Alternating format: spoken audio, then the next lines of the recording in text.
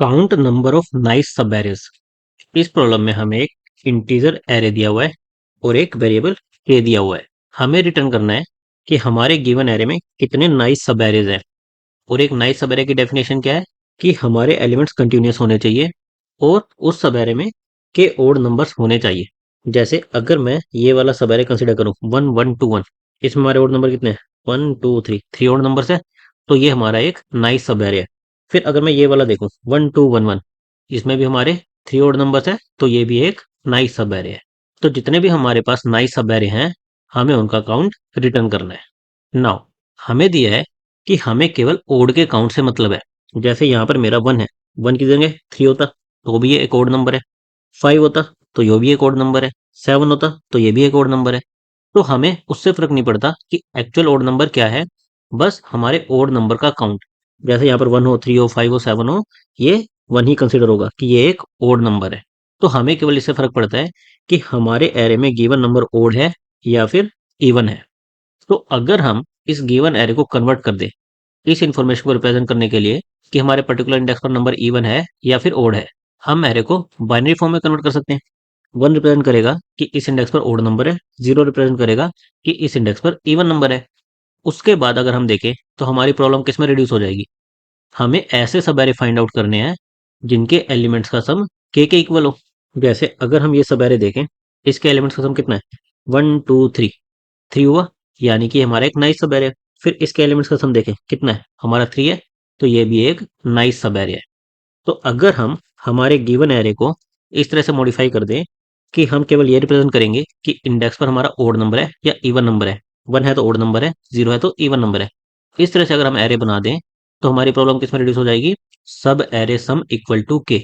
ऐसे सब arrays find out करो जिनके एलिमेंट्स का सम के इक्वल हो, जो कि एक बहुत ही पॉपुलर प्रॉब्लम है और जिसको हम हैशिंग की हेल्प से इजीली सोल्व कर सकते हैं। सब एरे सम इक्वल टू के, इसका हमारा कंसेप्ट किस पर बेस्ड है कि अगर हमारा स्टार्ट से लेकर यहाँ तक एंड तक किसी पर्टिकुलर सब एरे का सम हमारा एक्स है, पूरे के पूरे सब एरे का सम एक्स है, तो अगर हमारे किसी बीच से यानी कि इस पॉइंट से लेकर एंड यहाँ तक का सम के इसके इक्वल है, तो बचे हुए सब एरे का सम कितना होगा? एक्स माइनस के होगा। हमारा टोटल स्टार्टिंग से एंड तक सम है के। बीच में अगर कोई पॉइंट ले वहां से एंड तक का सम है के, तो बचे हुए स्टार्टिंग से लेकर इस पॉइंट तक इस सब एरे का सम कितना होगा? एक्स माइनस के, इतना ही होगा। तो अगर मैं इस एक्स माइनस के इसको पहले से ही स्टोर करके रख लूं कि ये मेरा एरे में आ रहा है या नहीं आ रहा, तो सिंपली मैं ये फाइंड आउट कर सकता हूँ कि मेरे बचे हुए पार्ट का सम के ही होगा। अगर मैं इस एंड पॉइंट पर हूं और मेरा सम अभी एक्स बन रहा है और मुझे पता हो कि स्टार्टिंग में मेरा एक ऐसा एरे है जिसके एलिमेंट का सम एक्स माइनस के इसके इक्वल है, तो मेरा उस पॉइंट से एंड तक का सम कितना होगा? के ही होगा। और मुझे यही चाहिए था, ऐसा सब एरे जिसके एलिमेंट्स का सम के इक्वल हो। तो यही हमारी हैशिंग की अप्रोच का बेस बनता है। हम क्या करते हैं, वन बाय वन एलिमेंट को ट्रैवर्स करते जाते हैं और स्टार्टिंग से लेकर हर एक पॉइंट यहाँ तक यहाँ तक यहाँ तक यहाँ तक जिस भी पॉइंट पर हम हैं, हम उसका प्रीफिक्स हम मेंटेन करके चलते हैं। स्टार्टिंग में आए सबसे पहले यहाँ पर हमारा कितना है? 1 है, तो हमारा प्रीफिक्स हम कितना हो जाएगा? अभी 1 हो जाएगा। हमें चाहिए क्या था? 3 चाहिए था। तो अगर हमारा 1 - 3 यानी कि -2 ऐसा एग्जिस्ट करता है, इस पॉइंट से पहले हमारा कोई ऐसा सब एरे एग्जिस्ट करता है जिसके एलिमेंट्स का सम -2 हो, तो हमें एक ऐसा सब एरे भी मिलेगा जिसके एलिमेंट्स का सम 3 के इक्वल हो। हमारी इस प्रॉपर्टी से कि अगर हमारी पूरी लाइन का सम x है और हमारा x माइनस के ऐसा एग्जिस्ट करता है, तो हमारा k इस सम का सब एरे भी एग्जिस्ट करेगा। तो हम यही चीज हैश मैप में चेक करेंगे। अभी हमारा हैश मैप एम्प्टी है, तो यानी कि हमारा -2 इस टाइप का सम एग्जिस्ट नहीं करता। तो हम सिंपली क्या करेंगे, ये 1 कि 1 सम हमारा 1 टाइम आया है, ये स्टोर करके रख लेंगे और आगे मूव कर जाएंगे। अब हमारा प्रीफिक्स सम कितना हो गया? 2 हो गया। और हम 2 - 3 यानी कि -1 के लिए सर्च करेंगे। -1 हमारा अभी हैश मैप में है नहीं, तो हम 1 + 1, अभी हमारा प्रीफिक्स सम 2 हो गया कि हमारा 2 सम 1 टाइम आया है, ये इन्फॉर्मेशन स्टोर कर लेंगे। फिर हम आएंगे यहाँ पर, अभी भी हमारा प्रीफिक्स सम कितना रहा? 2 ही रहा। -3 -1 सर्च करेंगे, नहीं है, तो अगेन हम 2 का काउंट। अभी तक हमारा प्रीफिक्स सम कितना हो गया? 2। ये हमारा 2 टाइम आया है, एक बार इस पोर्शन के लिए, एक बार इस पोर्शन के लिए। हम इसकी फ्रीक्वेंसी को अपडेट कर देंगे। फिर हम आएंगे इस 1 पर, हमारा प्रीफिक्स सम कितना हो जाएगा? 3 हो जाएगा। 3 - 3, 0 को सर्च करेंगे। 0 अभी हमारा हैश मैप में है नहीं, लेकिन अगर हम देखें हमारा प्रीफिक्स सम यानी कि स्टार्टिंग से लेकर यहाँ तक का सम 3 आया, के इक्वल आया, तो ये भी अपने आप में एक सब एरे है। तो हम अपने आंसर को 1 से अपडेट कर देंगे कि हमें एक सब एरे मिल गया, और ये 3 की फ्रीक्वेंसी को हम अपडेट कर देंगे, 3 सम हमें 1 टाइम मिला है। फिर हम आगे बढ़ेंगे। हमारा प्रीफिक्स सम कितना हो गया? 4 हो गया। हमें चाहिए क्या था? 4 माइनस 3। हम 1 देखेंगे, 1 हमारे हैश मैप में आया है, यस 1 टाइम आया है, यानी कि हमें एक ऐसा सब एरे मिलेगा जिसके एलिमेंट्स का सम 3 होगा।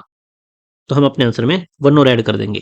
और अगर हम देखें तो हमारे इस पोर्शन का सम कितना है? 1, और बचे हुए पोर्शन का सम 3 है। तो हैश मैप की हेल्प से हम ये चीज फाइंड आउट करेंगे कि अगर हमारा करंट प्रीफिक्स सम x है, तो हम x माइनस के इसको सर्च करेंगे। ये जितनी बार भी आया होगा उतने टाइम्स हमारा आंसर अपडेट हो जाएगा, उतने टाइम हमें ऐसे सब एरे मिलेंगे जिनके एलिमेंट सम के इक्वल होगा। हम सबसे पहले एक मैप लेंगे, हमारा प्रीफिक्स सम और उसके कॉरस्पॉन्डिंग फ्रीक्वेंसी, इसको स्टोर करने के लिए हमारा आंसर को इनिशियलाइज करेंगे। और अभी हमारा प्रीफिक्स सम कितना है? 0 है। 1 बाय 1 हम एरे के एलिमेंट को ट्रेवर्स करेंगे। सबसे पहले अगर वो ओड नंबर है यानी कि वहां पर 1 होगा, हम प्रीफिक्स सम में ये ऐड कर देंगे। हम इस अप्रोच में क्या कर रहे हैं, हम एक्चुअल में एरे को 1010 कन्वर्ट ना करके रन टाइम पर ये कन्वर्जन कर रहे हैं। कैसे कर रहे हैं? हम ith पोजीशन पर देख रहे हैं, अगर हमारा एलिमेंट ओड है यानी कि वहां पर हमारा 1 होगा, तो हमारे प्रीफिक्स सम में 1 ऐड कर देंगे। अगर इवन नंबर है तो नम्स मोड 2 ये हमारा 0 आएगा, तो prefix sum as it is रह जाएगा। तो हम अलग से एरे मेंटेन ना करके हम रन टाइम पर ये चेक कर ले रहे हैं कि हमारा नंबर ओड है या फिर इवन है, और अकॉर्डिंगली हम अगर ओड है तो 1 ऐड कर देने हैं, इवन है तो 0 ऐड कर रहे हैं। तो हमारा प्रीफिक्स सम आ गया। अगर यही हमारा प्रीफिक्स सम के इक्वल है, यानी कि स्टार्टिंग से लेकर इस पॉइंट तक हमारा एक सब एरे एग्जिस्ट करता है, अगर हमारा ये प्रीफिक्स सम के इक्वल हो गया, तब तो हमें आंसर को अपडेट कर देना है, आंसर में 1 ऐड कर देना है। और साथ में हमें क्या फाइंड आउट करना है कि अगर हमारा प्रीफिक्स सम माइनस के एक्स माइनस के मैप में एग्जिस्ट करता है, तो उतने हमारे और सब एरे होंगे। अगर ये मैप में एग्जिस्ट करता है तो हमारे आंसर को किससे अपडेट कर दो? जितने टाइम्स ये मैप में एग्जिस्ट करता है उसकी फ्रीक्वेंसी से। और लास्ट में क्या करो, जो अभी हमारा प्रीफिक्स सम आया इसको मैप में स्टोर कर लो कि ये हमें प्रीफिक्स सम एक बार और ऑब्जर्व हुआ है। इस तरह से हमारे पूरे लूप के बाद हमारे पास सारे रिक्वायर्ड सब एरे आ जाएंगे, उनको हम रिटर्न कर देंगे।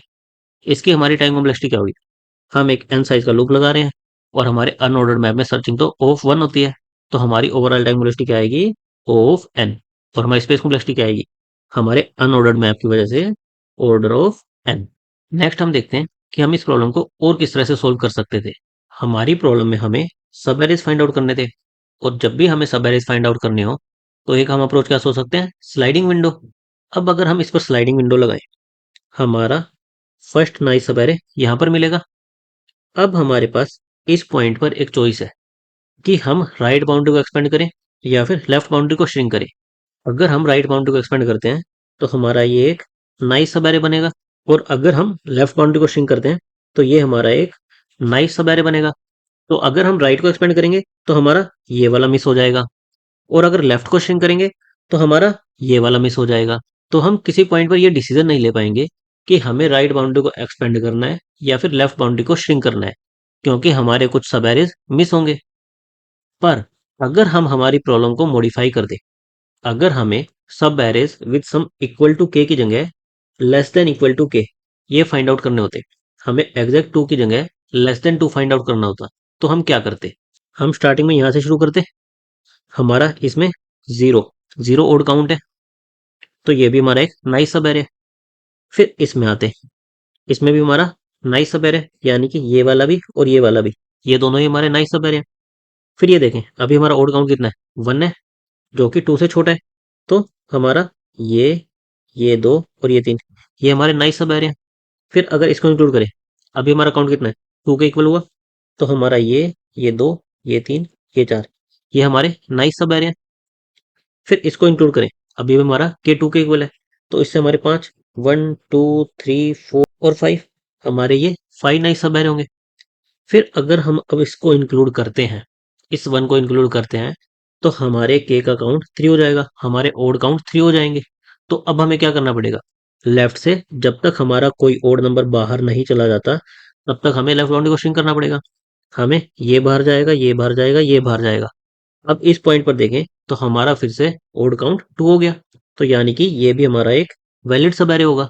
तो अगर हम हमारी प्रॉब्लम को मॉडिफाई कर दें, लेस देन इक्वल टू के कर दें, तो हम हर एक पॉइंट पर डिसीजन ले पा रहे हैं कि हमें राइट बाउंड्री को एक्सपेंड करना है या फिर लेफ्ट बाउंड्री को श्रिंक करना है।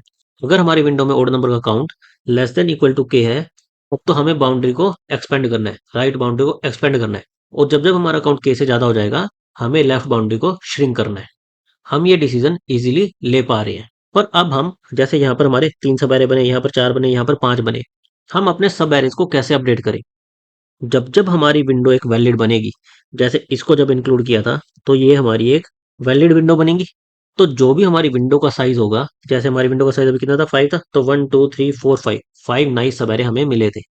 तो हर एक पॉइंट पर हम राइट बाउंड्री को जब एक्सपेंड करेंगे, सबसे पहले चेक करेंगे कि हमारा के या उससे कम ओड काउंट होना चाहिए।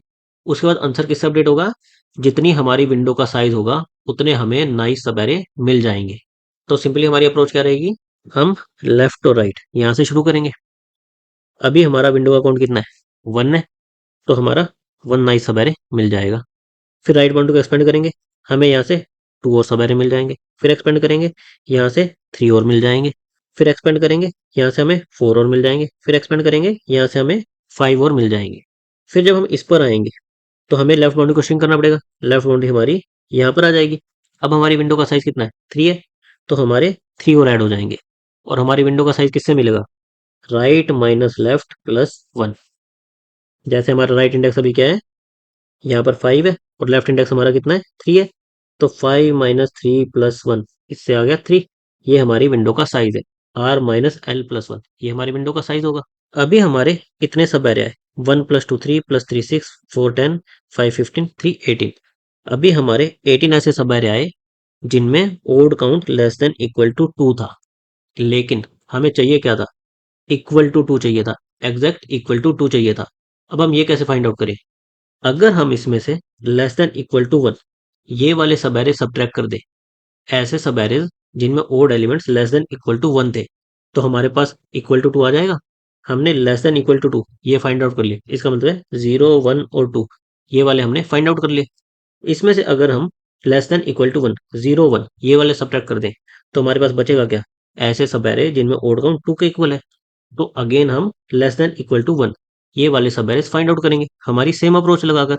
हम लेफ्ट और राइट यहाँ से शुरू करेंगे। हमारी विंडो का साइज 1 है, 1 हमारे आंसर में ऐड हो जाएगा। फिर ये भी ऐड होगा। अभी भी ओड काउंट हमारा लेस देन 1 है, हम क्या फाइंड आउट करें? लेस देन इक्वल टू 1 ये फाइंड आउट करने की कोशिश करें। तो ये प्लस 2 हो जाएगा, यहाँ पर हमारा प्लस 3 हो जाएगा। अब जब हम इसको एक्सपेंड करेंगे, तो हमारा ओड काउंट 2 हो गया। तो हमें लेफ्ट विंडो को श्रिंक करना पड़ेगा। लेफ्ट विंडो हमारी यहाँ पर आएगी, राइट विंडो यहाँ पर आएगी। प्लस 1 एक और सब एरे हमें मिल जाएगा। फिर एक्सपेंड करेंगे राइट बाउंड्री को, प्लस 2 दो और मिल जाएंगे। फिर जब इसको एक्सपेंड करेंगे राइट बाउंड्री को, तो हमारे 2 और एलिमेंट हो जाएंगे। तो हमें लेफ्ट विंडो को श्रिंक करना पड़ेगा। लेफ्ट विंडो हमारी श्रिंक होकर कहाँ पर आएगी? यहाँ पर आएगी। तो इसकी वजह से हमारे कितने होंगे? 2 और सब एरे ऐड हो जाएंगे। फिर हमारी राइट बाउंड्री बाहर चली गई। जब भी हमारी राइट बाउंड्री बाहर चली जाए, हमें इस प्रोसेस को स्टॉप कर देना है। तो हमारे कितने मिले? 1 plus 2 3 plus 3 6 plus 1 7 plus 2 9 plus 2 11।